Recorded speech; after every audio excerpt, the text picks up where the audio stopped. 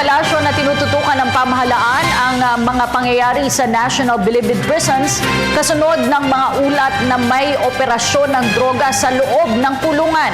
Ayon kay Presidential Communications Secretary Sunny Coloma, ginagawa na ng Department of Justice ang kanilang sariling investigasyon. Hindi anya dapat umiral ang ganitong mga iligal na gawain sa loob ng bilangguan.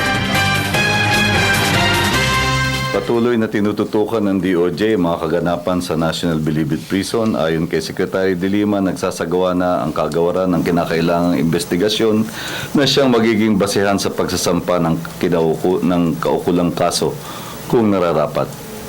Hindi tinutulera o hindi pinapahintulutan ito at ito ay sinasabat at pinipigil dahil hindi naman dapat umiral ang mga illegal na aktibidad sa loob ng ating pambansang bilangguan.